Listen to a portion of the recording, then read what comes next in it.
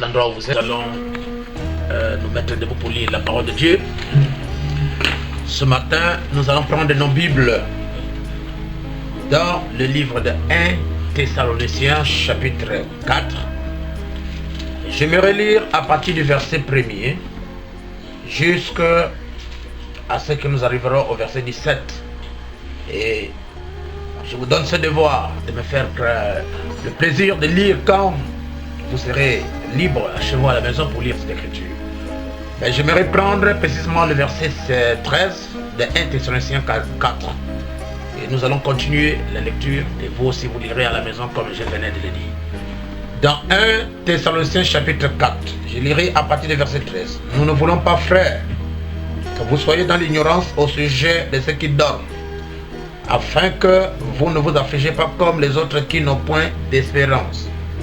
Car si nous croyons que Jésus est mort et qu'il est ressuscité, croyons aussi que Dieu ramènera par Jésus et avec lui ceux qui sont morts.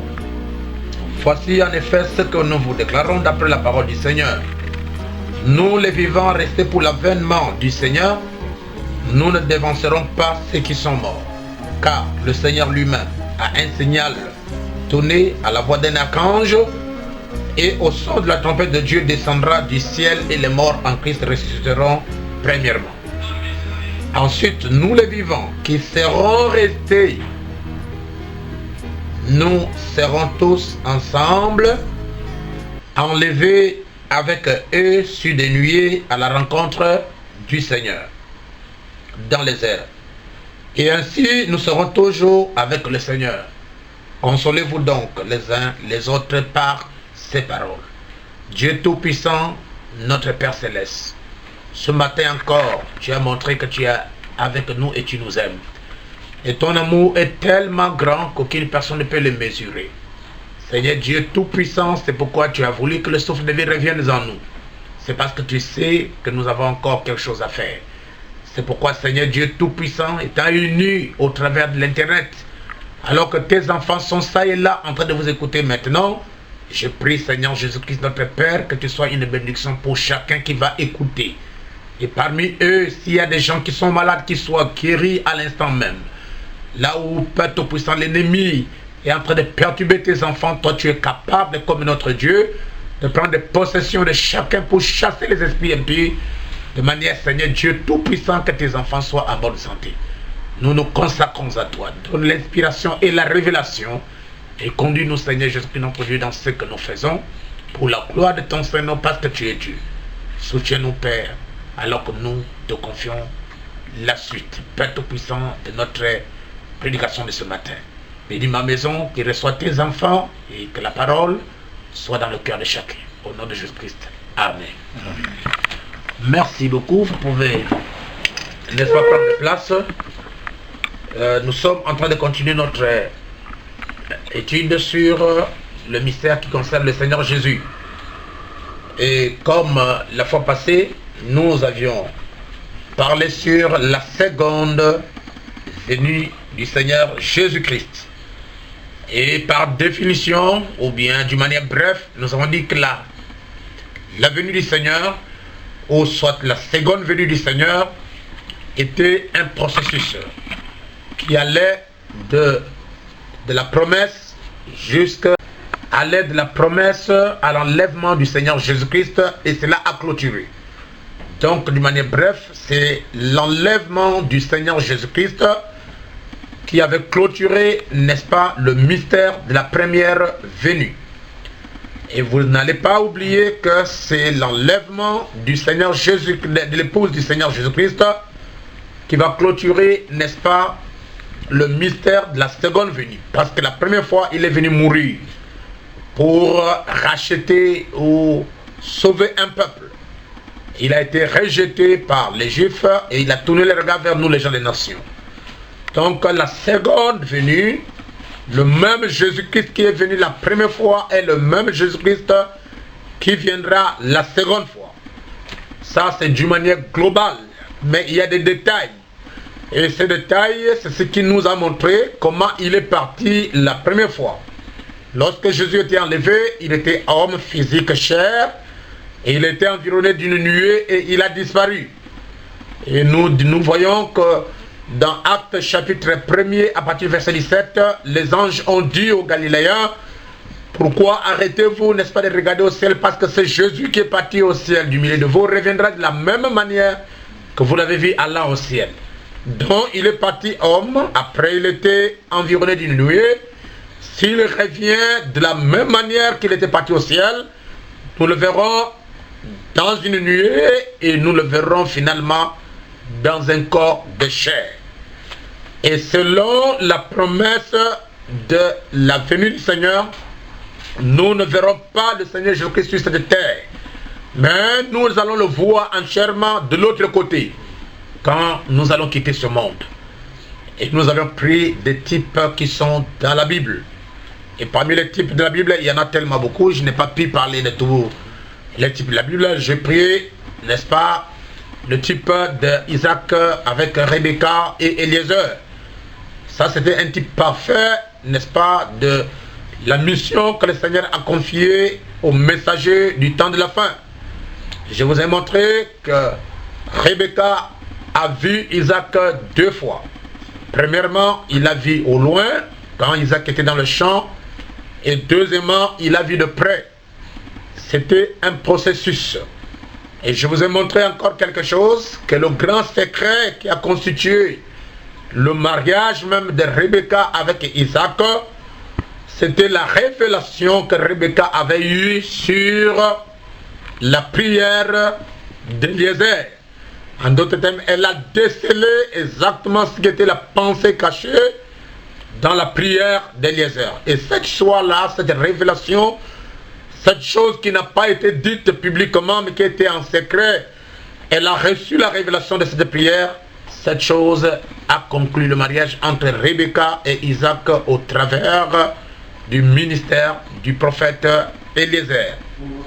Alors je vous ai dit ceci, que lorsque Rebecca est arrivée, elle a vu son mari au loin, et il était obligé d'avancer encore un peu pour voir son mari de près. C'est un type parfait, alors parfait de la seconde venue de Jésus-Christ. Nous sommes allés aussi, n'est-ce pas, dans le type de la fête des tabernacles. Et nous avons touché Jean chapitre 17 pour montrer que Dieu avait donné à Israël 7 fêtes. Il y avait la fête de Pâques, la fête des pains sans levain, la fête des prémices, la fête de la gerbe agitée, la fête de l'expiation, la fête de la trompette et la 7e fête que l'Éternel avait donnée aux enfants d'Israël. C'était bel et bien la fête de tabernacle. Et nous avons lu le messager dans la brochure Célier d'adoration et dans la brochure La demeure future. Et là-bas, le messager nous a montré que ces 7 fêtes de l'Éternel, les 7 fêtes que Dieu a données à Israël représentent les 7 âges de l'Église. Donc la Pâque, c'est Éphèse, et le pain sans levain, c'est Smyrne, prémisse, c'est Pergame, gerbe agitée, c'est Thyatire, expiation, c'est Sardes, la fête de trompette, c'est la Philadelphie, et la fête de tabernacle, c'était l'âge de Laodicée. Et lorsque nous sommes entrés dans la Bible, dans Jean chapitre 7, nous avons remarqué que les enfants d'Israël étaient en train de célébrer cette grande fête de tabernacle pour remercier le Seigneur parce qu'ils ont marché dans le désert. Mais lors de la fête de tabernacle, ils ont fêté ça dans leur patrie, ils étaient dans leur patrie. Et vous pouvez remarquer que les autres fêtes, telles que la fête de Pâques était en Égypte, ils pouvaient les célébrer, n'est-ce pas, dans leur marche. Mais lorsqu'ils sont arrivés dans leur patrie, c'est alors qu'ils ont célébré la fête de tabernacle, qui est l'image de l'âge de Laodicée. Pourquoi? Parce qu'ils étaient dans leur patrie. Alors ils devraient convoquer, n'est-ce pas, le peuple à cette fête. Et cette fête-là, après avoir fêté cette fête, la fête qui venait après, c'était la sainte convocation, qui est l'image, n'est-ce pas, de millénium. Donc après le 7e âge, l'épouse rentre au premier jour, rentre, n'est-ce pas, dans le millénium. Et nous verrons ça à la suite, ce que le messager prophète a dit. Donc, pendant cette fête, selon Jean chapitre 7, on a invité Jésus-Christ, mais Jésus a dit, je n'y viens pas. Vous, allez-y, mais moi, je ne viens pas à cette fête. Lorsque ses frères sont partis à la fête, mais la Bible dit que Jésus-Christ était aussi au milieu d'eux. Et il n'est pas venu publiquement pour que tout le monde voie que voilà, Jésus est venu à la fête du tabernacle, mais il est venu en secret. Et cela était un type, une préfiguration du mystère de la venue du Seigneur Jésus-Christ dans l'âge de Laodicée. Et nous allons lire Apocalypse chapitre 3 à partir du 3e verset. Jésus a dit, je viens comme un voleur. Nous avons lu 1 Thessaloniciens chapitre 5. Jésus-Christ a dit, à partir du premier verset, pour ce qui est des temps et des moments, vous n'avez pas besoin, frères, qu'on vous en écrive, car vous savez bien vous-même que le jour du Seigneur viendra comme un voleur dans la nuit. C'est ce que la Bible nous enseigne. Donc il vient comme un voleur. Jésus n'a pas révélé aux gens comment il vient. D'ailleurs, le mystère de sa seconde venue lui a été caché lui-même en tant qu'homme. Ça a été caché aux anges. Ça a été caché à Jésus lui-même. Et personne ne connaît, n'est-ce pas, le mystère du jour de la venue du Seigneur. Mais ça a été caché dans le Père. Et nous avons lu avec vous Christ est la révélation des mystères de Dieu, à partir du paragraphe, n'est-ce pas, 102 et 103. Et le prophète nous a montré que ce grand secret de Dieu qu'il avait caché en lui-même avant la fondation du monde, n'est-ce pas, est révélé maintenant au cœur de l'épouse. Dans ce grand secret, ce grand mystère, caché de tout le temps, est révélé maintenant, mais sous forme de type de la Bible. Et je vous ai dit que Christ Jésus est venu dans cette fête de tabernacle en secret, sauf seulement quand il est arrivé pour aller au temple. C'est alors que ses disciples ont su que le Messie était là, alors qu'il avait refusé de venir. Cela est exactement comparable à la venue, au mystère de la venue du Seigneur. C'est une venue secrète. C'est une venue que personne ne saura, si ce n'est ceux qui sont prêts, comme le messager l'a dit dans la brochure Anne et Siméon, n'est-ce pas, prêché en 1961, et nous pouvons lire ça à partir du paragraphe 3. Et le prophète dit, lors de la première venue du Seigneur, Jésus ne s'est pas révélé à tout le monde, mais il y a eu seulement un petit groupe de gens qui ont su qu'il était là. Et dans la fête des trompettes, nous avons lu que le messager a dit que lorsque Jésus-Christ est venu la première fois, il y a eu moins de 1% des gens qui ont su que le Messie était là. Et c'est pourquoi aujourd'hui, si vous allez en Israël, je suis témoin moi-même, quand je suis allé en Israël, jusqu'à présent, les Juifs ne croient pas que le Messie Jésus-Christ était venu. Alors que pour nous, les gens des nations, la chose est déjà accomplie. Christ était déjà venu. Christ est allé à la croix. Christ était mort. Il a donné sa vie pour nous racheter. Et nous sommes maintenant dans le processus de la seconde venue. Je dis la fois passée et j'assume mes déclarations. Que le messager prophète nous a dit que Christ fait ou bien effectue 3 venues. Vous pouvez lire ça dans la brochure La Divinité de Jésus-Christ à partir du paragraphe 39. Vous pouvez lire ça dans la brochure Les 10 Vierges. Vous pouvez lire ça, n'est-ce pas, dans la brochure Le 3e sceau à partir du paragraphe 210. Et d'autres messages que le prophète confirme que Jésus-Christ vient 3 fois. La première fois, il est venu se racheter. Deuxième fois, il vient enlever. Et troisième fois, il vient régner. Alors, je vous ai montré que la première venue est passée. La troisième venue arrive. Présentement, même si vous ne voyez pas ça comme ça, même si vous ne croyez pas les choses comme cela, vous devez être certain et croire que nous sommes dans la seconde venue. Pourquoi? Parce que la première venue est passée, la troisième venue arrive, nous sommes dans la seconde venue. Et je vous ai dit que la seconde venue n'était pas un problème d'un jour, mais c'était un processus qui allait depuis que Dieu, à Jésus-Christ, a donné la promesse, jusqu'à ce que l'Église épouse quitte la terre et que nous verrons de l'autre côté dans les airs ce même Jésus-Christ que nous avons adoré, avec chaque cicatrice, dit le messager. Mais dans ce grand mystère du 7e sceau, Jésus a caché 2 choses. Le mystère du comment il va venir, et deuxièmement, le mystère de quand il va venir. Quand et comment, c'est un mystère. Et lorsque nous avons lu la brochure Leçon incertain, paragraphe 387, là-bas le prophète a comparé Matthieu 17, l'aspect que Jésus-Christ avait pris sur la montagne au 7e jour à la venue du Seigneur. Et Frère Branham dit que cette forme, c'était la manière dont il revient. Vous allez voir que ça rejoint Actes chapitre 1er à partir du verset 9 jusqu'au verset 11. Lorsque vous allez lire la brochure, écoutez-le, prêchez, n'est-ce pas, en 60, à partir du paragraphe 18 et paragraphe 20.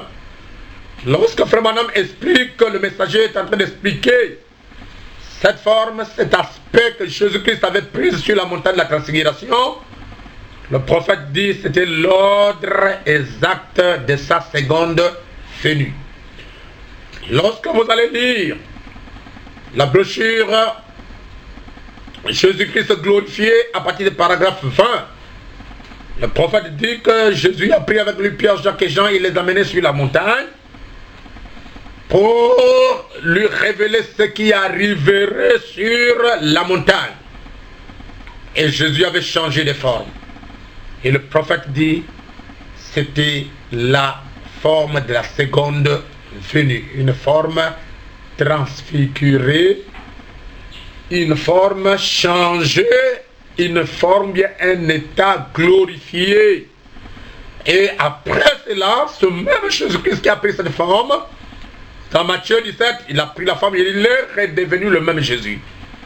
Lors de la seconde venue, il prendra cette forme qu'il nous a montrée en préfiguration et après, il reprendra sa forme pour que nous puissions le voir tel qu'il était sur la terre. C'est pourquoi, chers frères, chers sœurs, lorsque Jésus-Christ, notre Seigneur, prendra cette forme changée, là-bas, quand il a fait ça dans Matthieu 17, tout le monde ne l'a pas vu. Mais il y a eu simplement Pierre, Jacques et Jean. Il a pris un petit groupe de gens. Comme je ne cesse de vous le dire, il avait beaucoup de disciples. Mais pour faire voir aux gens cette forme-là, de Matthieu 17, il n'a pas pris tous ses disciples, il a pris seulement un petit groupe de gens. Aujourd'hui, c'est la même chose. Beaucoup de gens, nous attendons la venue du Seigneur, nous attendons Jésus-Christ, mais la manière dont Jésus-Christ va se révéler avant que l'épouse ne quitte la terre, cette forme-là est réservée seulement à un petit groupe de gens. Ce n'est pas pour tout le monde, mais c'est pour un petit groupe de gens qui verraient ça. Et jusqu'à présent, beaucoup de gens attendent la forme dernière. Bien, ils attendent que nous la voyions comme il a marché à Galilée. Ça, c'est la phase finale lorsque l'Église épouse quittera la terre. Parce qu'il n'y a pas une promesse selon laquelle nous allons voir Jésus-Christ ici sur la terre sous sa forme corporelle entière, c'est-à-dire de la tête aux pieds. Si on vous dit qu'il y a un Jésus comme ça quelque part, ne le croyez pas, parce que nous n'avons pas une promesse comme cela. Nous le verrons comme cela, c'est lorsque nous serons de l'autre côté. Amen. Amen. Alors, je préférais vous donner, n'est-ce pas, quelques citations de la Bible du prophète pour que vous soyez précis, ou bien que votre confusion soit ôtée, ou bien que votre compréhension soit claire. Parce que le messager dit que la preuve même que quelqu'un a le baptême du Saint-Esprit, ce n'est pas le parler en langue, ce n'est pas le don de l'Esprit, mais lorsque la personne a une compréhension claire de la parole, ce n'est même pas l'amour, mais la compréhension claire de la parole est l'évidence d'une personne qui a le baptême du Saint-Esprit, dit le messager. Il y a beaucoup de types. Nous prenons le type par exemple de Moïse. Moïse était un juif. Mais lorsqu'il a été rejeté par ses frères, Moïse est allé prendre une femme des nations, une épouse des nations. Et vous allez voir, avant que Moïse ne puisse se connaître à ses frères, cette femme-là était, n'est-ce pas, Joseph, j'ai autant pour moi, avant que Joseph ne se fasse connaître à ses frères, cette femme-là était à la maison. Moïse aussi a pris une femme des nations comme Joseph. Avant que Moïse ne se fasse voir à ses frères, cette femme-là était restée quelque part. Pour vous montrer très bien que l'épouse de Jésus-Christ est le type de la femme de Moïse, est le type de la femme de Joseph, est le type, n'est-ce pas, de Rebecca. Avant que Jésus-Christ ne se fasse connaître à son peuple, nous, son épouse des nations, comme l'épouse de Moïse, comme l'épouse de Joseph, nous devons être quelque part dans l'enlèvement, cachés quelque part, pendant que Joseph est en train de se faire connaître à ses frères, pendant que Moïse est en train de se faire connaître à ses frères, sa femme n'était pas avec lui. Amen. Amen. Ce sont des types de la Bible. Et je parlerai même des types de 10 vierges prochainement si vous voulez bien. Comme nous venons de parler aussi de la fête de tabernacle, le type de la fête de tabernacle. Alors pour éviter la confusion qui règne bien sûr dans le message du prophète, cette confusion, bien cette manque de compréhension correcte des Écritures a divisé des frères. Alors je fais un effort en tant qu'un apôtre pour relier les Écritures afin que chaque partie, peu importe la manière dont vous comprenez votre position, vous puissiez vous retrouver dans ce que nous avons réuni. Et aujourd'hui, nous parlerons de l'enlèvement, qui est un mystère. Mais avant d'y arriver là-bas, écoutez quelques citations du prophète qui peuvent nous séparer pour que nous ne puissions pas avoir de la confusion sur le mystère de la venue du Seigneur Jésus. Le prophète nous dit dans la brochure J'essaie, prêché en 1960. Je lirai au paragraphe 99 ou 99. Mais ça je dis, ce même Jésus qui était enlevé du milieu de nous reviendra juste de la même manière qu'il est parti. Nous le verrons, même chaque cicatrice de sa main et les marques d'épines sur sa tête. Nous le verrons. C'est pour vous dire que C'est Jésus que nous avons vu n'est pas Frère Branham. Parce que c'était Frère Branham, on devrait avoir les marques des épines et des clous. Parce que Frère Branham n'est pas mort pour nous. Si quelqu'un vous dit ça, cette personne-là, je crois qu'il a besoin d'être enseigné. Et je prends la brochure 300 de croyants pour vous montrer toujours que Frère Branham a dit que nous verrons Jésus-Christ physique. Au paragraphe 69 de la brochure, les 300 de croyants, prêché en 1963, le messager dit: c'est la raison pour laquelle je crois que quand l'épouse est appelée et lui est placé dans le livre de vie, il viendra du ciel un bruit qui amènera dans cette épouse un baptême du Saint-Esprit tel qu'il l'enlèvera de la terre dans la grâce d'enlèvement. Dieu l'a promis. Peu importe combien d'hommes de science ou combien d'astronautes ils ont engagés et tout le reste, peu importe à combien de millions de mille ils peuvent voir, cela n'a aucune importance pour moi. Il y a un ciel et il y a littéralement un Jésus-Christ là qui viendra dans un corps physique prendre son église et son épouse. Cela a beau être de la vieille histoire, c'est malgré tout la vérité. Dieu l'a dit. Voilà ce que croient les croyants. Le prophète parle de Jésus-Christ physique ou littéral. Amen. Amen. Nous prenons l'union invisible de l'épouse de Christ, prêché en 1965 au paragraphe 30. Le messager dit: cela nous enflamme et nous savons que l'histoire arrive à sa fin. L'histoire du monde sera bientôt terminée. Nous entrerons alors dans un jour nouveau, le glorieux millénium. Comme tout croyant, je crois en un millénium. En un règne de 1000 ans avec Christ, 1000 ans sur la terre. Le retour physique du Seigneur Jésus pour amener un peuple physique glorifié par son sang purificateur. Amen. Amen. Vous voyez, Frère Branham croit que nous verrons un Jésus-Christ physique.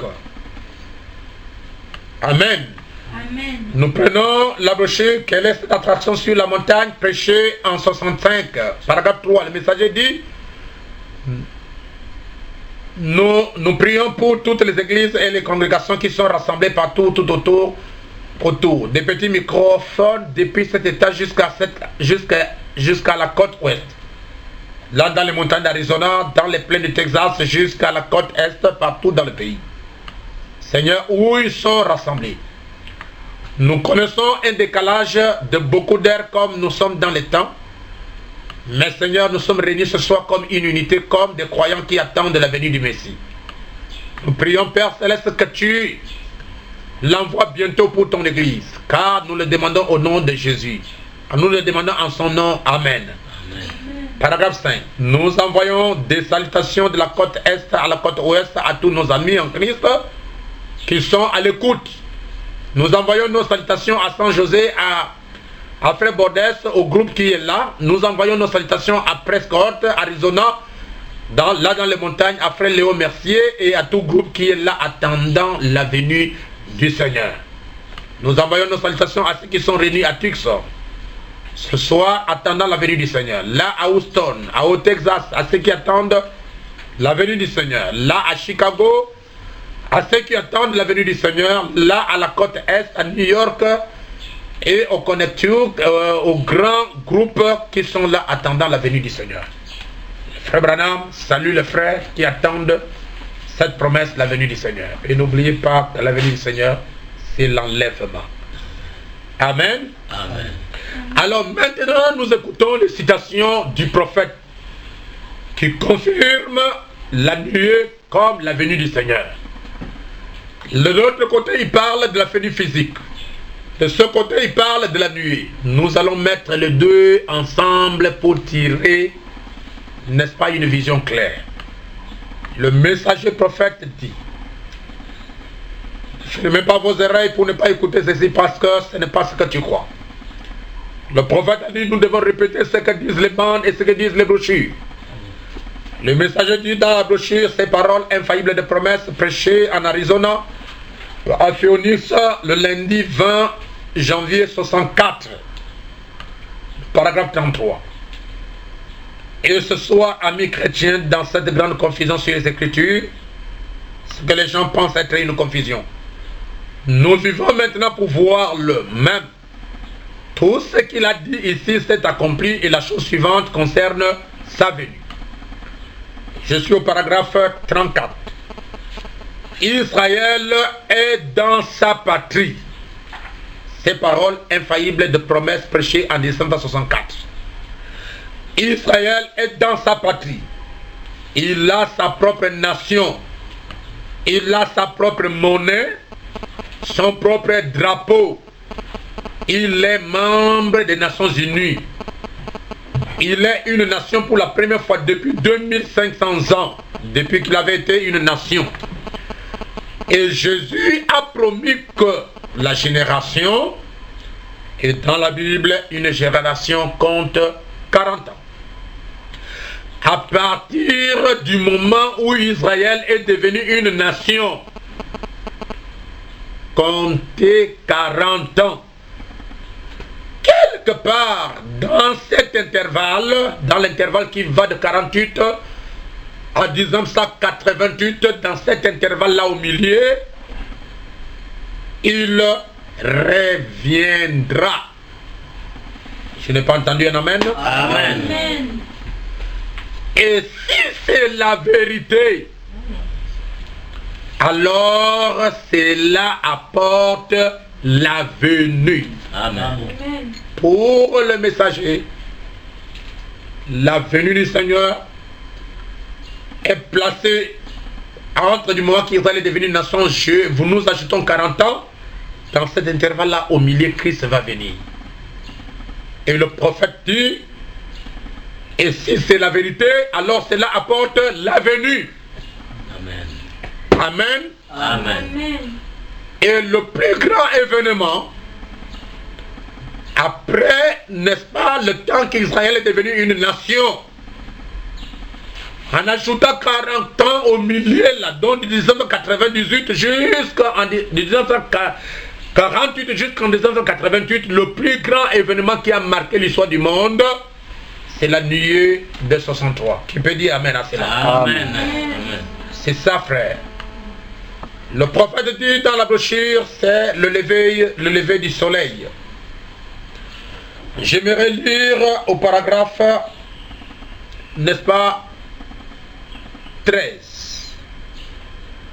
Le messager dit ceci, en rapport avec la photo de 63 que vous connaissez très bien.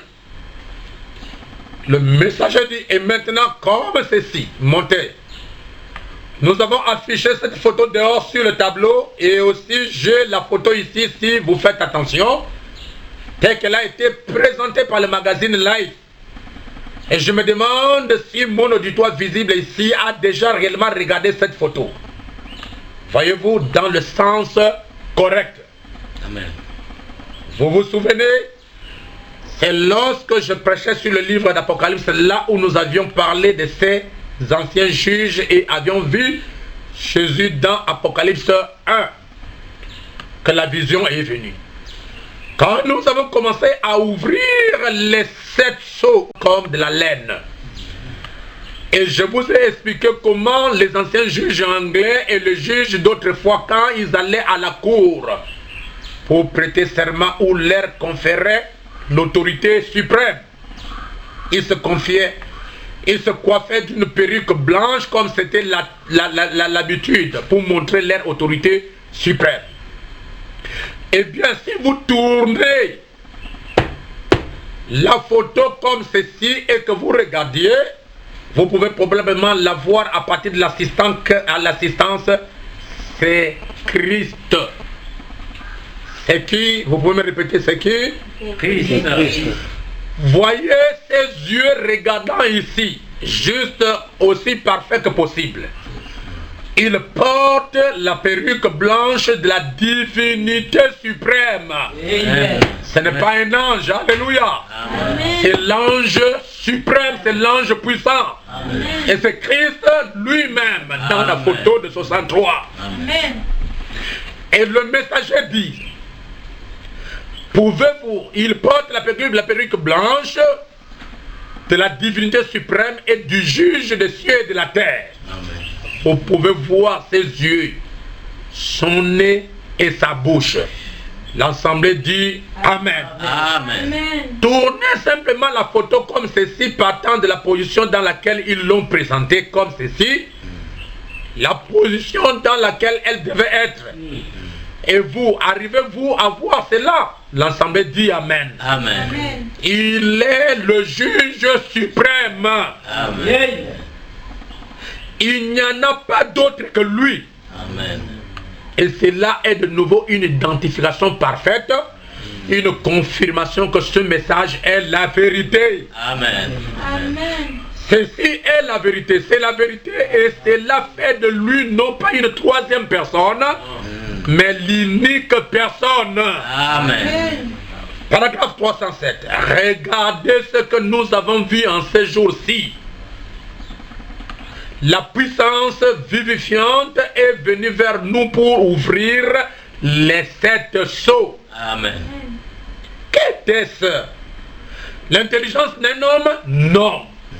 La puissance vivifiante de Dieu, voyez, la puissance vivifiante de Dieu avait prédit que cela aurait lieu. Voyez, mais la puissance vivifiante a amené le monde à rendre témoignage à cela que c'est la vérité. Amen. L'ange de l'Éternel, je vous avais parlé de lui, était là dans la colonne de feu. Cet ange de l'Éternel, c'est l'ange puissant. Amen. C'est Jésus-Christ lui-même. Amen. C'est le chef des anges. Amen. C'est le chef des archanges. Amen. En d'autres termes, c'est le chef de l'armée de l'Éternel. Amen. C'est Dieu lui-même, celui que Moïse a croisé, celui que Josué a rencontré. Amen. C'est le même ange que William Branham a rencontré. Amen. Et c'est le même ange qui était dans la nuée. Amen. Et c'est lui, le grand lion de tribu de Juda. Allez. C'est la divinité suprême. Amen. Donnez-moi le meilleur d'Amen. Amen. L'ange, l'Éternel, je vous avais parlé de lui, était là dans la colonne de feu.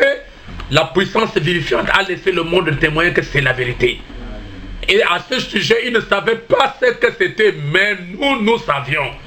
Regardez juste comme ceci, et c'est notre Seigneur là-haut. Amen. C'est qui? Notre Seigneur là-haut. Notre Seigneur là-haut. Allez, continuez, paragraphe 308. Il est celui qui a ouvert ses sceaux. Amen. Il est ses sceaux. Car toute la parole de Dieu est Christ. Et Christ est les sceaux qui ont été ouverts. Amen. Qu'est-ce alors l'ouverture des sceaux? Point d'interrogation. C'est la révélation de Christ.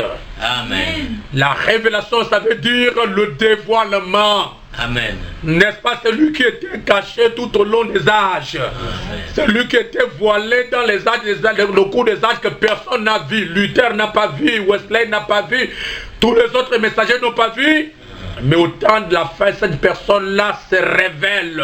Amen. Parce que le mot révélation de Christ, ça veut dire le dévoilement de Christ. Amen. Ou bien Christ personnifié physiquement. Amen. Amen. Amen. Et les anges même qui, paragraphe 103-109, c'est le lever du soleil, prêchant 65. Et les 7 anges même qui représentaient les 7 églises bien au complet. Et nous ne pouvions même pas voir cela. Les autres ont vu, ils ont pris la photo, pas nous. Je vais continuer. Et le voilà, se tenant là, le juge suprême. Amen. Et le voilà, frère, c'est Christ. Amen. Amen. Et si on l'a vu dans la photo, il a été photographié dans la photo là-bas aux États-Unis, ça veut dire qu'il n'était plus sur le trône. Amen. Il avait quitté le trône, il est descendu, c'est pourquoi les savants l'ont pris la photo. Amen. Ça ne peut pas être quelqu'un d'autre. Amen. S'il était toujours au trône, on ne pouvait pas le photographier. Non. Il a quitté le trône pour un but. Il a quitté le trône pour venir se cacher dans son épouse. Amen. Sous la forme du 3e poule. Amen. Sous la forme du 7e sceau. Sous la forme des 7 tonnerres. Amen. Sous la forme de la venue du Seigneur. Amen. Voilà le mystère que les dénominations ne connaissent pas et ne connaîtraient jamais. Amen. Amen. C'est pourquoi même quand nous quitterons la terre, ils ne peuvent pas savoir. Parce qu'ils n'ont pas su quand il est venu et ils ne savent pas quand est-ce que nous quitterons la terre. Amen. C'est un mystère. Est-ce que vous pouvez me donner un amen? Amen. Vous allez supporter un peu mes émotions. Je me sens tellement religieux. Amen. Le messager dit, et le voilà, se tenant là, le juge suprême, montrant qu'il est l'alpha et l'oméga, le commencement et la fin. Quelle identification! C'est la puissance vivifiante qui a fait cela pour nous. Paragraphe 310. Je suis en train de mettre l'équilibre. Hein? Oui. Comme Vodacom, il a montré, n'est-ce pas, l'équilibre, n'est-ce pas? Oui. Je suis en train de mettre l'équilibre dans les Écritures. Oh, je me sens bien. Amen. Paragraphe 310, le lever du soleil, péché 65. La puissance vivifiante, Frère Branham appelle cet ange qui est descendu, Jésus-Christ qui est venu dans la nuit, la puissance vivifiante, nous permet de voir sa venue. Amen. Amen. Cette puissance vivifiante qui est dans la nuée nous permet à nous l'épouse, nous permet à nous les élus de faire quoi? De voir sa venue. Amen. Amen. La puissance vivante nous a arrachés de la mort et nous a amenés à la vie. Amen. La Amen. puissance vivante nous donne le discernement pour savoir ce qui ne va pas en vous et quoi faire. Amen. Ce que vous avez à faire, ce que vous n'aurez pas dû faire, ainsi que ce que vous aurez dû faire. Amen. Voilà le travail qu'il est venu faire. Amen. Amen. Nous sommes toujours dans la nuée de 63. Amen. Le Dieu qui est riche en miséricorde. Péché en disant de 65, je lirai le paragraphe 73. Le messager dit, Dieu est la parole. Et elle a été faite chair et elle a habité parmi nous. Eh bien, c'est afin qu'il puisse manifester les autres attributs de Dieu. Le corps Jésus, c'était le corps de Dieu, un attribut. Moïse l'a vu passer. Il a vu son dos. Aucun homme n'avait vu sa face. Alléluia. Amen. Amen. Moïse a vu son dos. Personne n'a vu sa face. Vraiment. Pourquoi Moïse a vu seulement le dos? Parce que nous étions au temps de divorce. C'est pourquoi Moïse a donné aux gens la lettre de divorce. Mais le mariage entre cette personne-là que Moïse a vu le dos et l'épouse ne devrait pas avoir lieu au temps de Moïse. Non, le mariage ne devrait pas avoir lieu au temps de Moïse. Le mariage doit avoir lieu au temps de la fin. Amen. Le prophète dit, le corps Jésus, c'était le corps de Dieu. Un attribut. Moïse l'a vu passer, il a vu son dos. Aucun homme n'a vu sa face. Mais maintenant, nous l'avons vu. Amen. Amen. Amen. Amen. Amen. Nous l'avons contemplé. Amen. Nous l'avons vu, lui, comme sacrifice. Amen. Amen. Amen. Lui comme quoi? Sacrifice. Fils. Ce n'est pas le Saint-Esprit. Non. Non, le Saint-Esprit n'est pas le sacrifice. Non. Parce que si le Saint-Esprit est mort pour nous, alors on ne parlerait plus jamais de Dieu. Le sacrifice, chers frères, chères sœurs, chers prédicateurs, chers pasteurs, c'est le corps de chair. Amen. Et Frère Branham dit, personne n'a vu sa face. Mais nous l'avons vu, nous l'avons contemplé, Amen. nous le voyons, lui comme sacrifice. Amen. Amen. Amen. Amen. Je pense que vous n'allez pas critiquer le pasteur Monsengo. Non. Parce que j'ai mis l'équilibre maintenant dans les Écritures. Oui. Amen. Peu importe le côté que vous allez partir, vous trouverez les deux écritures qui vous attendent. Amen. Amen. L'autre côté, le messager dit que nous le verrons avec chaque cicatrice. Et de ce côté ici, le prophète dit que cette nuée-là, c'est Christ, n'est-ce pas, lui le sacrifice. Amen. Amen. Amen. C'est notre Seigneur Jésus, là-haut, le juge suprême des cieux et de la terre. L'alpha et l'oméga, le premier et le dernier. Amen. Frère, ce n'est pas seulement un ange comme ça. C'est l'ange puissant, c'est Christ, c'est Dieu lui-même. Amen.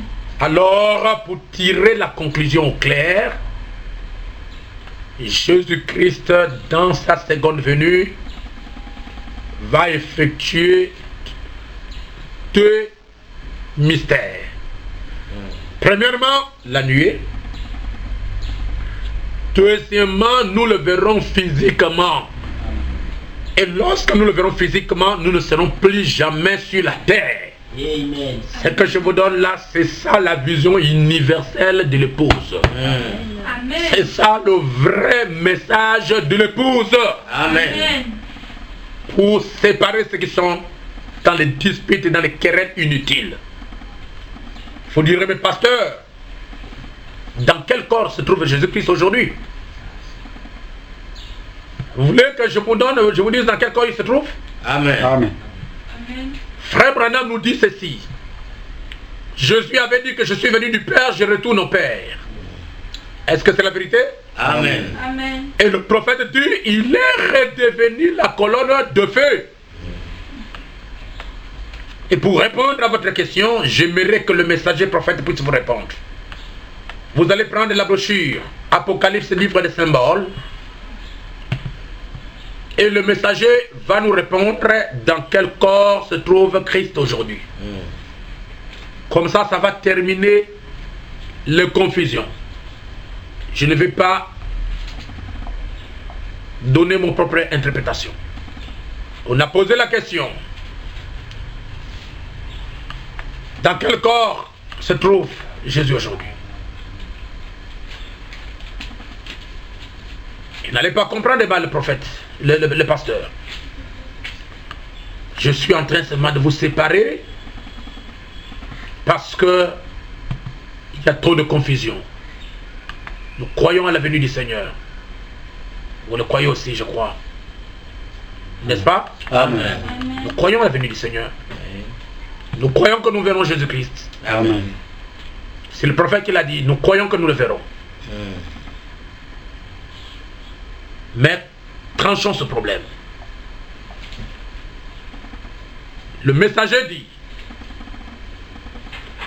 dans la brochure Apocalypse, livre des symboles, je vais lire au paragraphe 121.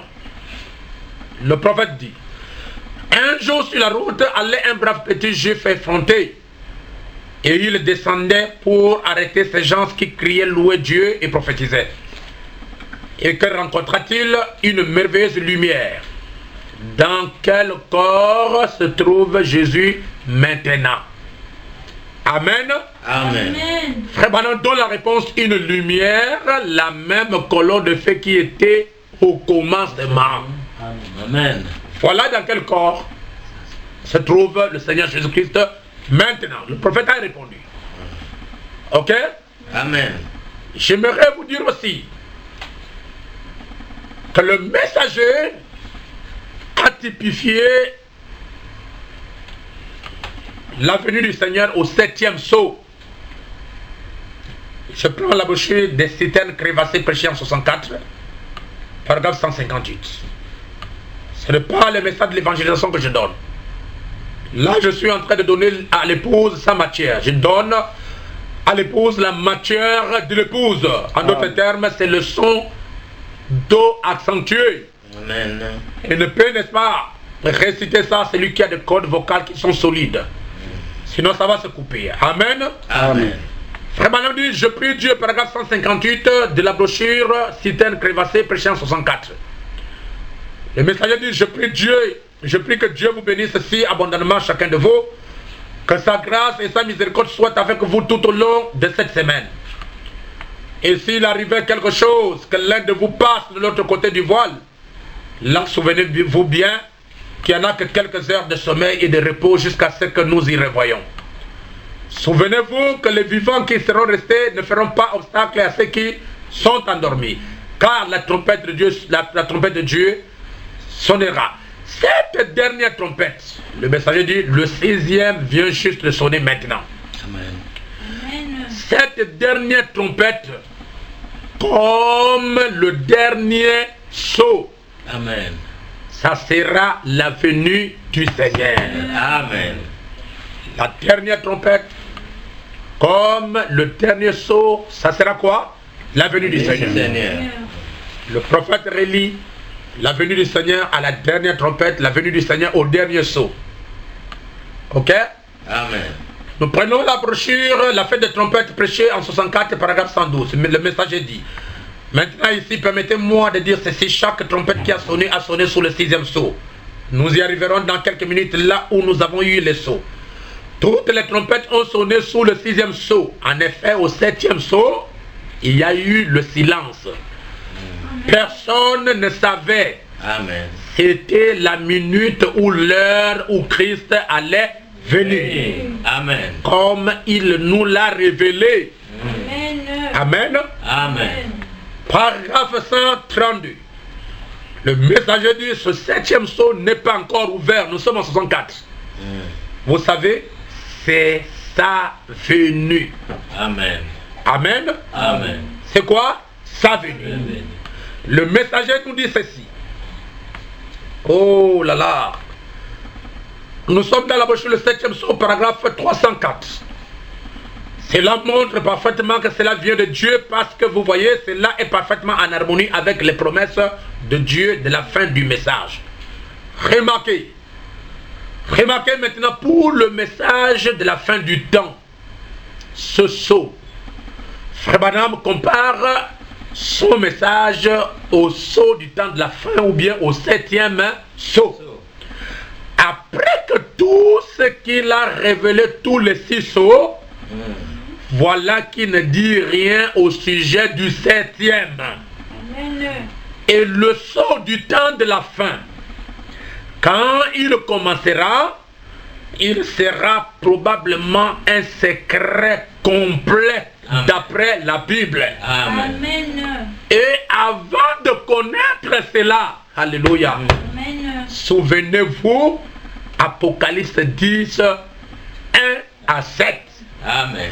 Si vous voulez connaître le mystère, le grand secret du 7e sceau d'Apocalypse 10, 8, il faut lire Apocalypse 10, 1 à 7. Le messager dit 1 à 7, virgule. Chapitre 10, 1 à 7. Amen. À la fin du message du 7e ange, Amen. tous les mystères de Dieu seraient connus. Amen. Nous sommes au temps de la fin à l'ouverture du 7e sceau. Amen. Or, en 64, dans la fête de trompette, il dit que le 7e sceau n'est pas encore ouvert. Mais là, il a dit que le 7e sceau est déjà ouvert. Ce n'est pas la confusion, mais c'est le langage prophétique pour que ceux qui n'ont pas la sémence de Dieu ne comprennent pas. Amen. Amen. Les âmes qui sont maintenant en prison, prêchés en 63, paragraphe 137. Le messager dit le nombre 7 est toujours un mystère. Observez ce 7, c'est l'achèvement. C'était la venue du Seigneur, le ciel était serein, silencieux, personne ne bougea parce que Jésus lui-même a dit, même un ange du ciel ne sait pas quand je reviendrai. Vous voyez, le messager prend toujours Apocalypse chapitre 8, premier verset, en d'autres termes le 7e sceau, il compare ça toujours avec quoi? La venue du Seigneur. Si vous m'avez compris, avec quoi? La venue du Seigneur. Il dit ceci, c'était la venue du Seigneur. Le ciel était serein, silencieux, personne ne bougea. Parce que Jésus lui-même a dit, même un ange du ciel ne sait pas quand je reviendrai. Moi-même, je ne connais pas à quelle heure. Le Père, lui, l'a mis dans sa pensée. Amen. Alléluia. C'est pourquoi le messager a dit, le mystère caché dans la pensée de Dieu avant la fondation du monde n'est rien d'autre que la venue du Seigneur. Amen. Dieu seul le sait, l'esprit, mais je ne le savais pas. Voyez, cela ne fut pas révélé quand c'est ou quand le septième ange ou le 7e sceau fut ouvert, alors il y a eu un silence dans le ciel. voyez, ce qui arriverait ne fut pas révélé. Amen. Il continue. L'agneau prit son livre quand le 7e sceau était sur le point d'être ouvert. Le 6e. Souvenez-vous qu'il nous a caché le 7e sceau.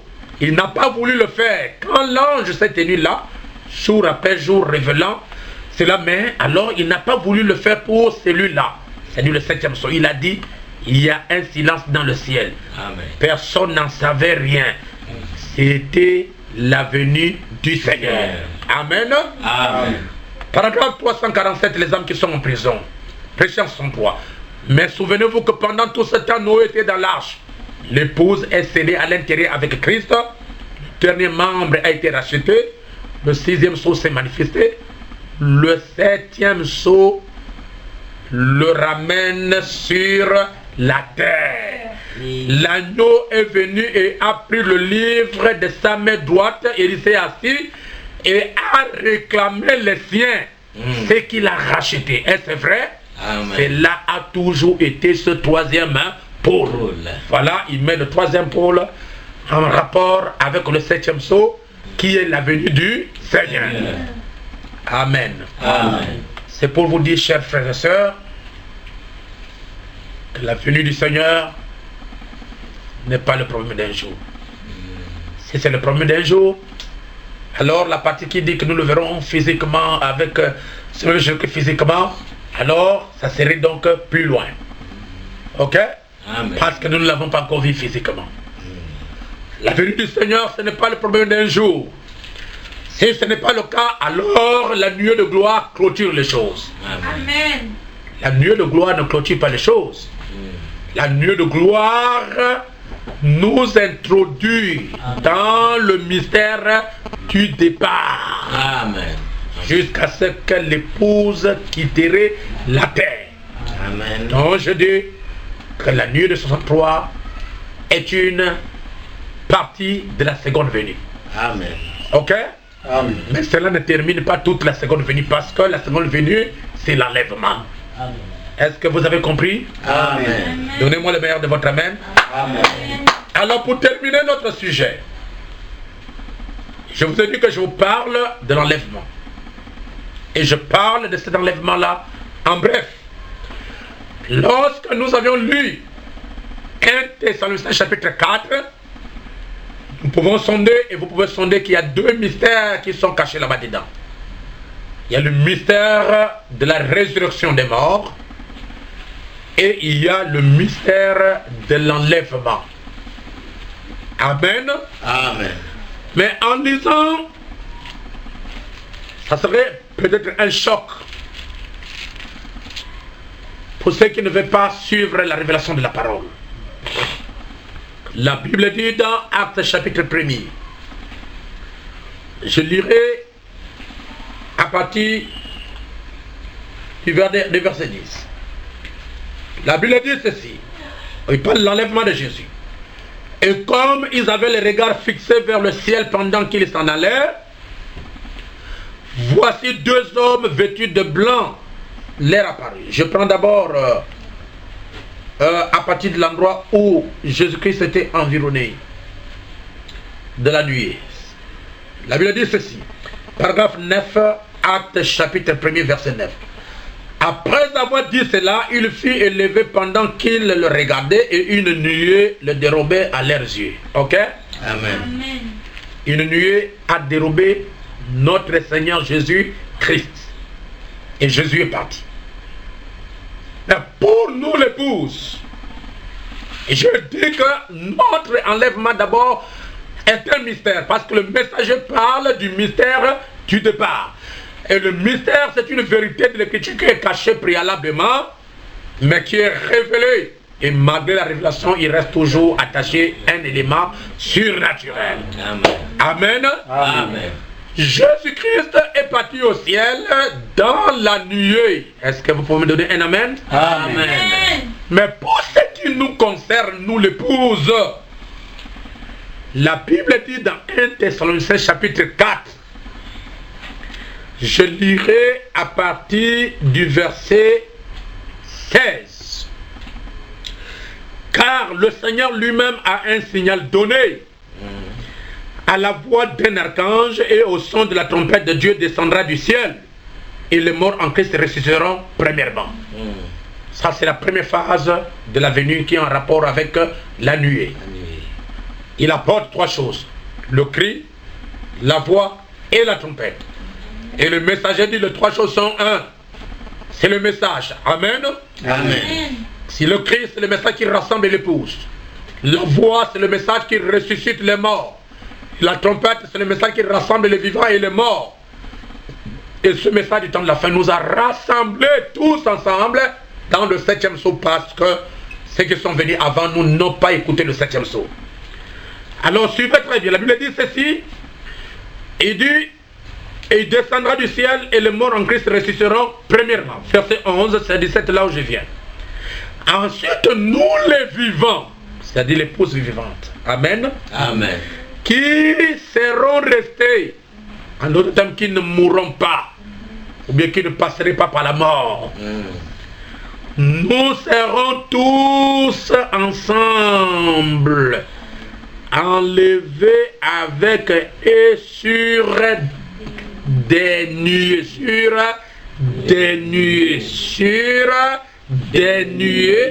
à la rencontre du Seigneur dans les airs.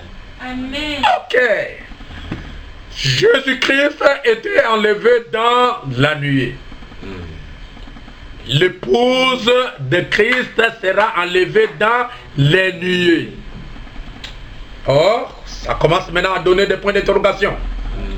C'est pourquoi je vous ai dit qu'il est important qu'un apôtre parle. Amen. Jésus est enlevé dans la nuée. L'épouse vivante et l'épouse qui est morte, qui vont partir à la rencontre du Seigneur, sera enlevée dans les nuées. Amen. Mais d'où viendra ces nuées? Amen. Ces nuées vont venir d'où? Et pourquoi l'apôtre Paul a employé les nuées? Il a mis ça au pluriel. Amen. Amen. Pourquoi? C'est un mystère. C'est un mystère. Amen. C'est parce que l'enlèvement n'est pas d'abord un problème d'une personne. Non. Quand tu vas partir, les autres vont rester. Non. C'est l'épouse universelle qui va quitter la terre, qui va partir. Amen. Mais la Bible dit qu'elle sera enlevée dans les nuées. Amen. Amen. Amen. Ces nuées-là, c'est quoi? Est-ce que ce sont les nuages? Non, monsieur. En d'autres termes, chacun de vous a sa nuée. Amen. De même que Jésus-Christ est parti par la nuée, chacun de vous aussi a sa nuée. Amen. Et je vais vous révéler que cette nuée-là, c'est la théophanie.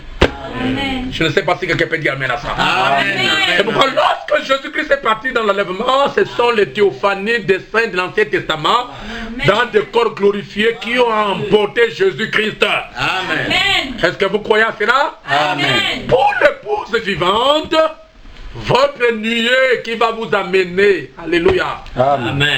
C'est pourquoi la Bible dit que nous serons enlevés dans les nuées. C'est vrai. Chacun a sa nuée. Amen. Et vous devez avoir votre nuée pour être enlevé. Amen. Et pour être enlevé, vous devez avoir votre nuée. Et pour avoir votre nuée, vous devez être né de nouveau et baptisé du véritable baptême du Saint-Esprit dans votre âme. Ce n'est pas ça. Amen. Je ne parle pas des sensations, n'est-ce pas, qui envahissent quelqu'un et la personne est en train de prophétiser. Vous savez, quelqu'un peut prophétiser sans avoir le Saint-Esprit. Amen. Amen. Pilate a prophétisé sans le Saint-Esprit. Balaam a prophétisé sans le Saint-Esprit. Amen. L'âne de Balaam a parlé en langue sans le Saint-Esprit. Amen. Je parle de la personne de Jésus-Christ qui est venu dans la nuée, croiser votre nuée, vous environner dans le mystère du 7e sceau pour vous enlever.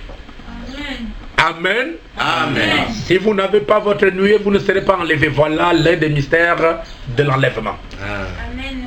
Est-ce que quelqu'un est avec moi? Amen. Je ne parlerai pas beaucoup de l'enlèvement aujourd'hui, mais je parlerai prochainement. Le prophète nous dit dans la brochure l'enlèvement, prêché en 65, paragraphe 65. Mais pour l'église, l'épouse, l'enlèvement est une révélation pour elle. Amen. cela lui est révélé, la révélation. La véritable épouse de Christ attendra cette révélation de l'enlèvement. Oh, le messager est parti en 65. Et en 65, je vais dire,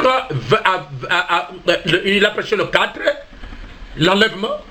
Donc, dans 4 semaines, le 24, Frère Branham est mort. Et il a dit que l'épouse attendra, alléluia, Amen. la révélation de l'enlèvement. Amen. Or, la révélation vient de ce qui est dévoilé. Amen. Cela ne veut pas dire qu'il y aura un autre messager qui va nous prêcher l'enlèvement, mais ces choses seront cachées dans la Bible. Qui peut me dire Amen? Amen. Mais Dieu va susciter des auxiliaires véritables. Amen. Les gens qui ont la vision de la parole, la vision du message, afin de pénétrer ce que le messager a dit pour vous révéler le mystère de l'enlèvement. Amen. C'est pourquoi il dit que vous entendrez ça. Amen. Ce n'est pas que quelqu'un d'autre vient de prêcher. Non, messieurs. Mais il y aura des Éphésiens 4. Amen. Et je dis des véritables Éphésiens 4 Amen. qui ont la capacité de rentrer dans le silence du 7e sceau. Amen. Qui ont la capacité de rentrer dans la prière d'Eliezer. Amen. Comme Rebecca est rentrée dans la prière d'Eliezer, elle a fait sortir la chose qu'Eliezer n'a pas parlé publiquement. Amen. Et c'est cette chose-là qui l'a fait marier. Amen. L'épouse du Seigneur Jésus-Christ aura la révélation, n'est-ce pas, de l'enlèvement prêché par les véritables auxiliaires. Et ce sont ces choses mystérieuses cachées qui vous seront dévoilées pour que vous soyez véritablement mariés avec Christ Jésus, la parole d'aujourd'hui. Amen. Qui vous amènera dans l'enlèvement. Amen. C'est pourquoi aujourd'hui, pour vous qui m'écoutez, prenez l'évangile, frères et sœurs, vous êtes déjà dans le secret. Amen. Parce que vous connaissez comment Jésus va venir. Amen. Et vous savez quand est-ce qu'il va venir. Amen. Qui peut dire Amen? Amen. En dehors des signes qui nous ont été donnés par le messager, les signes qui montrent la venue du Seigneur, Jésus a dit personne ne connaît le jour ni l'heure. Amen. Dans Matthieu chapitre 24, mais le messager William Marion Branham nous a révélé l'heure de la venue du Seigneur. Amen. Ça c'est pour l'épouse. Amen. Moi je dis aujourd'hui et je mets la ligne de démarcation que tout le monde qui est dans le message n'est pas l'épouse. Vraiment. Parce que Frère Branham a dit de ce petit groupe qui est appelé, Dieu sortira l'épouse. Amen. Amen. Amen. Donc dans l'épouse, il y a l'épouse. Amen. Dans les gens qui sont appelés dans le message, à l'intérieur, il y a l'épouse. Amen. Ce n'est pas le fait de vous retrouver dans le message. Non. Non. Ça, c'est le fait d'écouter le son de la trompette. Et toute personne qui écoute le son de la trompette, il doit être heureux. Voilà le message qui vous donne la foi de l'enlèvement. Vraiment. Le message de Frère Branham, ce n'est pas la prophétie. Ce n'est pas la guérison divine. Ce n'est pas, n'est-ce pas, le discernement. Amen. Le message du prophète de ce temps de la fin, c'est le 7e sceau. Amen. Et le 7e sceau, c'est la venue du Seigneur. Amen. Le 7e sceau, c'est le 3e poule. Amen. Le 7e sceau, c'est le mystère de la langue inconnue. Amen. Les choses qui n'ont pas été dites publiquement, Ah. mais qui étaient cachées dans la pensée du roi. Amen. Comme le songe de Nebuchadnezzar Amen. était caché dans la pensée du roi. Alléluia. Mais le prophète Daniel est rentré dans la pensée du roi. Amen. Il est allé soutirer le songe. Amen. Et ce songe-là, c'était un mystère caché. Ah. Comme Dieu peut prendre Frère Branham pour l'amener à l'intérieur de la nuée, pour aller nous révéler, nous soutirer le mystère, c'est que le 7e sceau a dit. Amen. Le 7e sceau, selon la Bible, il est silencieux pour les incrédules. Ah. Il est silencieux pour ceux qui écoutent les prédicateurs ou bien les messagers ou bien les pasteurs de Laodicée. Puisque nous ne sommes pas dans l'âge de Laodicée. Parce que le 7e sceau, c'est le changement de symphonie. C'est la fin des âges temporaires pour rentrer dans les âges éternels. Amen. Lorsque l'épouse entre dans ce changement de symphonie par le 7e sceau, alors Dieu lui donne les vrais auxiliaires. Amen. Pas seulement les auxiliaires de la prophétie, pas seulement les auxiliaires qui prophétisent, pas les auxiliaires qui, n'est-ce pas, qui donnent des songes, les interprétations des songes. Comme nous voyons aujourd'hui, il y a tant de prophètes. Et les prophètes là ne font que prophétiser la vie des gens. Mais on ne voit pas les prophètes qui révèlent à la personne le mystère de la parole. Ça devient rare. Et c'est caché aux sages et aux intelligents, mais c'est révélé aux petits enfants. Amen. C'est peut-être un peu de la folie de ma part. Je me sens seulement hors de moi-même. Amen. Et je viens d'être né, je viens de naître hors saison pour vous. Amen. C'est pour me permettre de vous apporter ce message qui vous donne la foi de l'enlèvement. Amen. Le messager dit, mais pour l'église et pour l'enlèvement est une révélation. C'est-à-dire quelque chose qui vous est révélé. Et ça ne sera pas clair. Ça sera toujours codé. Vraiment. Amen. Amen. Il n'y a pas d'amen à cela. Amen. C'est un langage codé. C'est comme quelqu'un qui disait que je vais utiliser un mot que vous n'allez pas comprendre. Par exemple, je me tiens ici. Je dis Sierra Alpha Romeo Alpha Echo. Vous voyez? Je parlais, n'est-ce pas, en termes codés. Une personne qui ne connaît pas ce que j'ai dit ne peut pas les déchiffrer. Et pourtant j'ai dit Sarah. Sierra Alpha Romeo Alpha. J'ai dit Sarah. Amen. Mike Oscar Sierra Echo. J'ai dit Mose. Mike Alpha, j'ai dit maman. Vous voyez, pour comprendre cette histoire-là, il faut être dans le secret. Vraiment. Pour connaître le mystère du 7e sceau, il faut être dans le secret. Amen. Qui peut dire Amen? Amen. Le véritable épouse, frère, que la véritable épouse de Christ attendra cette révélation de l'enlèvement. C'est pourquoi aujourd'hui, pour vous qui m'écoutez, pour le Père Évangile, pour tous ceux qui m'écoutez, cette révélation de l'enlèvement vous est donnée. Amen. N'est-ce pas? Amen. C'est dans le message du prophète, mais ça n'a pas été dit clairement. Il n'y a pas d'amen? Amen. Oh non, pasteur. Je vous ai écouté là-bas prêcher. Qu'est-ce que vous avez dit? Que le 7e sceau, c'est la venue du Seigneur. Ce n'est pas moi. C'est vous qui ne me comprenez pas. J'ai lu le prophète dans la brochure, le 7e sceau. Page 567, le messager dit, au paragraphe 238. Remarquez, l'ouverture de ce sceau, c'était quelque chose de tellement important que le ciel en a été plongé dans le silence pendant une demi-heure. Donc, c'est quelque chose d'important, n'est-ce pas? Qu'est-ce que c'est? Les cieux ont été plongés dans le silence. Il n'y a pas eu le moindre mouvement pendant une demi-heure. C'est la première fois que Dieu, depuis qu'il a créé le ciel, la terre n'a pas été adorée. C'est lorsque le 7e sceau était ouvert. Amen. Or, une demi-heure, ce n'est peut-être pas long quand on s'amuse. Mais quand on est suspendu entre la mort et la vie, ça semble long comme un millénium. Amen. C'était quelque chose de tellement important. Jésus n'en a jamais fait mention. Aucun des autres non plus. Jean n'a même pas pu l'écrire, non. Il lui a été défendu d'écrire. Amen. Amen. Frère Branham dit, il continue ceci. Et ces saints séraphins se sont tus. Les anges ont arrêté de chanter. Oui, fiou. Ils volaient dans la présence de Dieu en chantant Saint, Saint, Saint, Saint. Ils se sont tus. Pas d'anges qui chantaient, pas de louanges, pas de service à l'autel. Plus rien. Il y a eu un silence plongé dans le silence, un silence de mort dans le ciel pendant une demi-heure. Toute l'armée du ciel a gardé le silence pendant cette demi-heure. Alors que ce mystère du 7e sceau du livre de la rédemption a été ouvert. Pensez-y. Mais voilà qu'il est ouvert. C'est l'agneau qui l'ouvre. Amen. Amen. Amen. Et Frère Branham nous dit ceci. Et maintenant aussi sûr que je suis sur l'estrade ce soir. J'ai reçu la révélation qui a été révélée que ça se passe en 3 points. Amen. Amen. Amen. Oh, gloire soit rendue à Dieu. Amen. Et le prophète dit, c'est la chose, il dit, Jésus n'en a jamais parlé, paragraphe 256, le 7e sceau.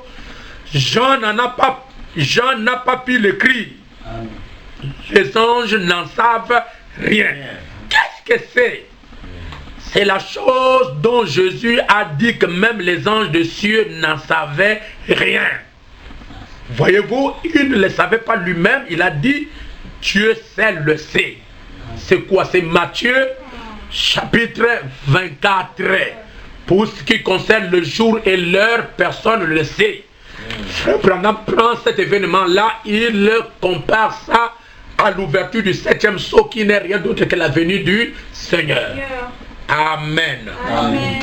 L'enlèvement dont nous parlons est uniquement pour l'épouse. Amen. Amen. Je peux continuer? Enlèvement, paragraphe 66.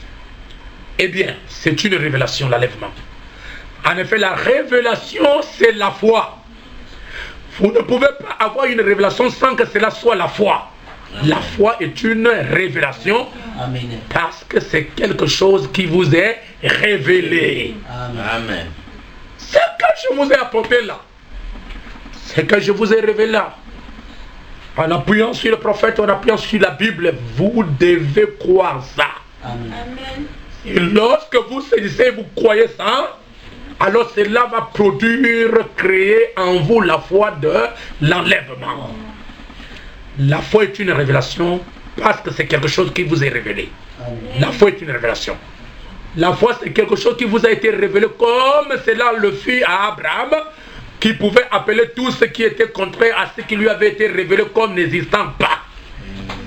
C'est cela. C'est la révélation de Dieu. L'Église est bâtie sur une révélation. Le corps entier l'est. Amen. Amen. Alors écoutez ceci. Oh, je ne sais pas si les gens vont dire amen à ceci. Le prophète Branham nous dit, je commence à fermer mes cahiers. Paragraphe 51 de la brochure L'Enlèvement, prêché en 65. Le messager dit, tenez, il n'y a pas longtemps, lorsque le premier astronaute fit son vol, lorsqu'il revient, il n'avait rien vu de Dieu. Lorsque le premier astronaute a fait son vol, il est parti au ciel. Lorsqu'il est revenu, il a dit que je n'ai pas vu Dieu là-bas. Frère Branham dit, cela a même bouleversé des prédicateurs. Amen. Amen. Je peux continuer? Amen. Il pensait que Dieu vivait quelque part ici en haut. C'est ça la pensée même de l'homme. C'est ça même la pensée du prédicateur. C'est même la pensée des églises que Dieu vit quelque part ici en haut. Dieu est quelque part là-bas en haut. Nous avons monté des Boeing 780, c'est des Boeing, le plus grand Boeing, mais là-bas au ciel, on n'a pas vu Dieu. Hein? Ok? Amen. Lorsque Jésus-Christ était sur la terre, on lui a posé la question, montre-nous comment est-ce que nous devons prier. Jésus a dit, notre Père qui est au ciel, que ton nom soit sanctifié, que ton règne vienne, Matthieu 6, et que ta volonté soit faite sur la terre comme au ciel. Regardez vous-même, est-ce que Dieu était au ciel? Non. Dieu n'était pas au ciel parce que Dieu était déjà descendu dans Jésus-Christ le jour de baptême. Mais Jésus, on lui a posé la question, comment est-ce que nous devons, il faut dire notre Père qui est au ciel, alors que le Père n'était pas au ciel. Le Père était dans la chair humaine. Amen. Amen. Amen. Ah, donc le ciel n'est pas ce que nous pensons. Le ciel, ce n'est pas les nuages. Le ciel, ce n'est pas, n'est-ce pas, les atmosphères qui sont au-dessus de nous. Frère Branham dit ça, ce sont les esprits de la politique, ce sont les esprits des maladies, tout ce qui nous environne, les atmosphères d'en haut là, que nous appelons cieux, ce n'est même pas le ciel. Et le prophète dit, il pensait que Dieu vivait quelque part ici en haut, à quelques 225 km en haut. Oh là là là là. L'instruction et la sagesse de ce monde ont réduit l'église à un tas de mauvaises herbes. Amen. Amen. Pendant que les gens pensent que quand nous allons partir dans l'enlèvement, laissez-moi briser le seau, nous allons nous envoler, on est en train de partir. Amen. Oh, la pensée dénominationnelle. Ça ne peut pas se faire de cette manière. Amen. J'ai entendu les dénominations chanter.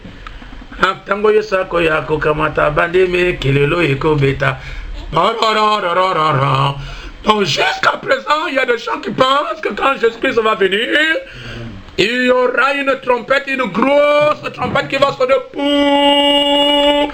Et tout le monde va regarder, voilà, Jésus est arrivé là-bas. Et nous allons commencer à nous monter, à monter, à monter. Même les voleurs vont nous voir comment est-ce que nous allons partir. C'est la pensée dénominationnelle. Amen. Donnez-moi l'amen. Amen.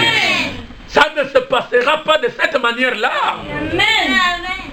Nous n'allons pas nous envoler comme les oiseaux. Ça, c'est la pensée des églises. C'est la pensée dénominationnelle qui pense que nous allons nous envoler. Non. Et ils ont chanté encore.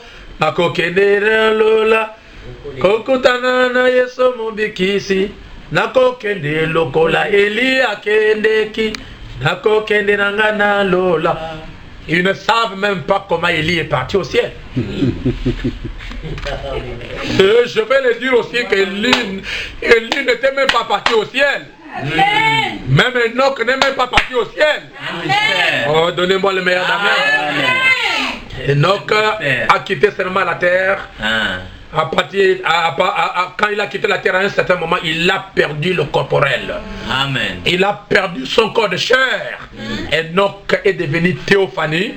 Enoch est allé en enfer, là où il y avait les saints de l'Ancien Testament. Amen. Qui peut dire Amen? Amen. Enoch est parti dans l'enlèvement, c'est Jésus-Christ qui l'a amené. Amen. C'est là où Enoch est parti. Amen. C'est pourquoi je dis que l'enlèvement est un mystère. Vraiment. Et Frère Branham dit que l'Église, l'épouse, attendra la révélation du mystère de l'enlèvement. Amen. Et tout le monde ne la prêcherait pas, même si vous lisez. Il faut que ça soit un don particulier. Vraiment. Il faut que ça soit un ministère particulier. Il faut que ça soit un office particulier. Amen. C'est pourquoi ce que je vous donne ce matin, ce n'est pas le gros plan du message. Amen. Je suis en train de vous donner les détails du message qui fera la différence entre l'épouse et l'église. Amen. Parce que l'épouse n'est pas nourrie par de petites choses. L'épouse n'est pas nourrie par n'est-ce pas, des petites choses infectées. Branham dit que l'épouse a un message. Amen. L'épouse doit manger la nourriture fraîche. Amen. Parce qu'elle est comparable à un aigle. Amen. Est-ce qu'on peut me donner un amen? Amen. Alors ne soyez pas bousculés comme ces prédicateurs. N'est-ce pas? Quand ils ont entendu que Dieu n'était pas au ciel quand les astronautes sont venus, tout le monde a été bousculé. Amen. Aujourd'hui, les gens aussi sont bousculés.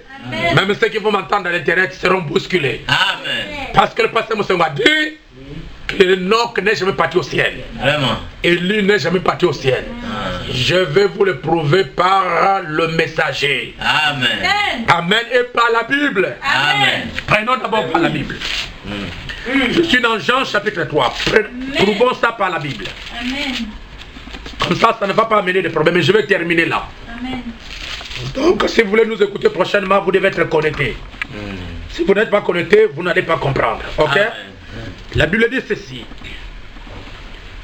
Ok. Je suis dans le livre de Jean, chapitre 3. Jésus dit ceci. Il parle avec Nicodème. Si vous ne croyez pas quand je vous ai parlé de choses terrestres, comment croirez-vous quand je vous parlerai des choses célestes? Personne n'est monté au ciel. Amen. Jésus a dit quoi? Personne. Personne n'est monté au ciel. Quand on dit personne, ça veut dire aucun. Si ce n'est celui qui est descendu du ciel, le Fils de l'homme qui est au ciel. Si ceci, ce n'est Jésus seul. Amen. Donc depuis Adam, alléluia, jusqu'à ce que Jésus-Christ est venu, personne n'est monté au ciel. Amen. Mais la Bible dit qu'Enoch fut enlevé. La Bible dit qu'Élie fut enlevé. Jésus dit que personne n'est monté au ciel. Et nous allons chercher où est parti Enoch. On va chercher où est parti Élie. Parce que Jésus a dit personne. Quand on dit personne, ça veut dire personne. Amen. Alors ne mettez pas Élie là-bas. Ne mettez pas, n'est-ce pas, Enoch là-bas. Ça va contredire la parole. Jésus a dit personne. Personne. Et ça, ce n'est pas la parole d'un prophète, la parole de Jérémie. Ce sont les paroles de Jésus-Christ lui-même. Amen. Dans d'autres Bibles, vous allez trouver ça en rouge. Pour montrer que ce n'est pas les paroles d'un homme, c'est Jésus-Christ lui-même qui a parlé. Personne n'est monté au ciel. Est-ce que vous pouvez me répéter personne? Personne. Personne n'est monté au ciel. Personne. Personne. Depuis Adam jusqu'à Enoch. Adam n'est pas monté au ciel. Ève n'est pas monté au ciel. Josué n'est pas monté au ciel. Noé n'est pas monté au ciel. Enoch n'est pas monté au ciel. Mais Enoch était enlevé, mais Enoch n'est pas monté au ciel. Amen. Donc il fait la différence entre être enlevé et monter au ciel. Ce sont deux choses différentes. Amen. Amen. Amen. Alors, chers frères et sœurs, cet enlèvement dont nous parlons ne concerne que l'épouse. Vraiment. Frère Branham dit au paragraphe 81 de la motion enlèvement. Souvenez-vous que la Bible dit les autres morts ne reviennent point à la vie jusqu'à ce que les 1000 ans puissent s'accomplir. Ce grand enlèvement. Si l'enlèvement n'existe pas, mes amis, où en sommes-nous? Que ferons-nous? Dans quel âge vivons-nous? Quelle promesse avons-nous? Il y aura un enlèvement. Amen. La Bible dit qu'il y en aura un et ça sera seulement pour les élus. Amen. Amen. Seulement pour la dame élue. Élu. L'épouse qui est sortie en séjour. Amen. Sortie de quoi? Des églises. Sortie de quoi? De la dénomination. Sortie de quoi? Des systèmes des églises. Amen. Amen. Et je termine par là aujourd'hui. Puisse le Seigneur Jésus-Christ nous bénir. Amen. Amen. Et nous y reviendrons, n'est-ce pas, le mardi, Dieu voulant. Amen. On peut prier. Alléluia. Alléluia. Alléluia. Gloire à Jésus. Gloire à Jésus. Gloire à Jésus. Gloire à Jésus. Alléluia. Chacun du Seigneur Jésus-Christ prospérer à tout égard.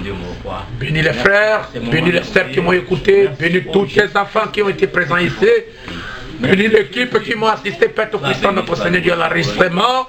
Que ta grâce soit avec tes enfants.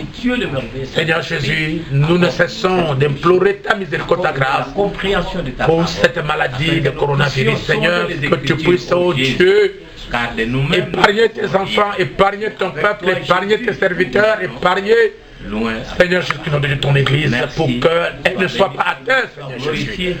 Oh Dieu Tout-Puissant, remplis-nous du Saint-Esprit, remplis-nous de ta puissance, remplis-nous de ton onction, et amène-nous, Père Tout-Puissant, être toujours un avec toi, Seigneur Jésus, notre Dieu, au travers de ta parole. Merci pour cela, que le nom de Jésus soit loué, et que ton le Dieu Tout-Puissant, le Créateur des cieux et de la terre, soit élevé à jamais. Bénis ma maison. Et je voudrais prier, Père, pour la Sainte Marie-Laure. Je voudrais prier, Père Tout-Puissant, pour son mari. Je voudrais prier, Père Tout-Puissant, oh Dieu, pour le frère Bob. Que tu puisses le guérir, Seigneur Dieu, et lui accorder la bonne santé pour qu'il puisse retrouver son travail. Je voudrais prier pour tous ceux qui sont, Père en connexion au travers du monde. Seigneur Dieu, qui ont besoin de ta grâce, sois avec eux. Que ceux qui n'ont pas d'enfants reçoivent les enfants. Que ceux qui ne sont pas mariés puissent recevoir le mariage. Que ceux qui sont malades puissent être guéris. Que ceux qui sont envoûtés soient désenvoûtés au nom de Jésus-Christ. Que le Saint-Esprit qui m'a conduit ici puisse les toucher, Seigneur. Et qu'ils sentent la vibration du Saint-Esprit afin que chacun puisse être guéri dans le nom de Jésus-Christ. Père, bénis ma maison, bénis le plein évangile, bénis les frères, bénis les sœurs. Bénis tous ceux qui me soutiennent au loin et au de près. Merci. Seigneur, j'ai besoin de toi encore une fois de plus dans mon ministère. Puisses-tu m'accorder un nouveau remplissage, Seigneur. De nouvelles révélations, de nouvelles inspirations pour ton peuple. Que le nom de Jésus-Christ soit loué à jamais. Et fais asseoir ces paroles dans nos cœurs. Soutiens ton serviteur et bénis, Père Tout-Puissant, le frère Abraham et Jubilé qui ont servi de cordon pour que le monde entier puisse me suivre. Et merci pour tous les amens qui m'ont été donnés. Merci. Dans le tout-puissant nom de Jésus-Christ, nous avons prié. Amen. Amen. Amen. Merci.